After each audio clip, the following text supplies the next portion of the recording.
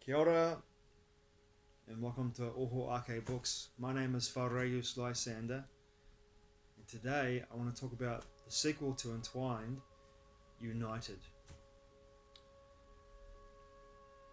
At the end of Entwined, you get the smallest little glimpse, but a very powerful glimpse of Pablo Wairua, the indigenous superhero that I have anchored into my body, mind and spirit, and has written through me 3 collections of beautiful, heartfelt, emotive short stories.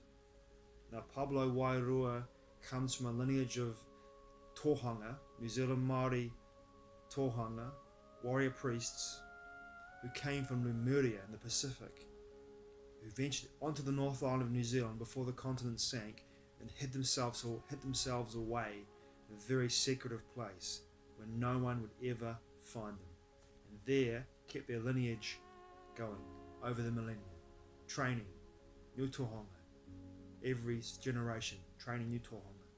Pablo Wairua is the pinnacle of that lineage. He is the greatest defender of the planetary consciousness.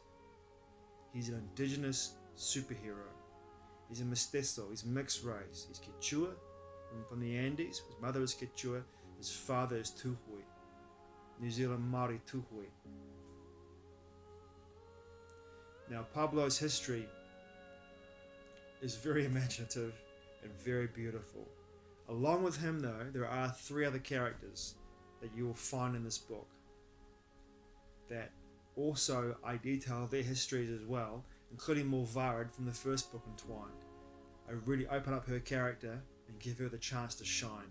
She is probably my favourite character in this book, to be honest. I love this character, Buford.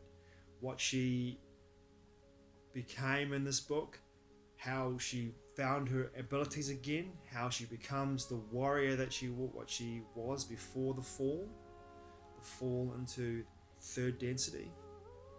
I'm not going to go into it too much because I don't want to spoil it, but watch the book trailer to get an idea of who she is. She is fucking badass. Marcus, a Lyran from the 6th dimension, who is stuck here in the 3rd dimension and therefore immortal, who was here during the war between the Archontic Cabal, reptilian, mantid, insectoid, Nordic, grey alliance that have been infiltrated by Archontic AI into their biology,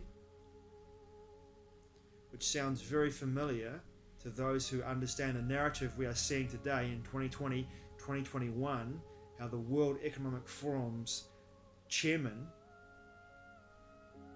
Klaus Schwab, has said openly that by 2030 they want to interface biology and technology. Now, there's many patterns, and I've blogged a lot about this to expose this, the patterns with what they all say and where they want to go to. As above, so below. Think about it like this. I won't go too much into this as well because I want to talk about the book rather than this whole narrative exposure, but if the gods, plural, the force behind the curtain, are all infiltrated with this AI, artificial intelligence, Archontic artificial intelligence, as David Icke has once said, then if they are all infiltrated and have integrated with this intelligence, then their minions, their human hybrid minions, there's a pretty good chance they're in the same place within the hive mind of that AI, and they want everybody else on this planet in the same hive mind. But in United, it doesn't happen. My characters take down the Archontic Cabal. I wrote this book in 2016, and now it seems awfully prescient in 2021. Now, I believe that, in my personal opinion, that the traditional cultures call them indigenous, but the traditional cultures have the way forward and the way to defeat this Archontic Cabal. And as I said, my man Pablo Wairua,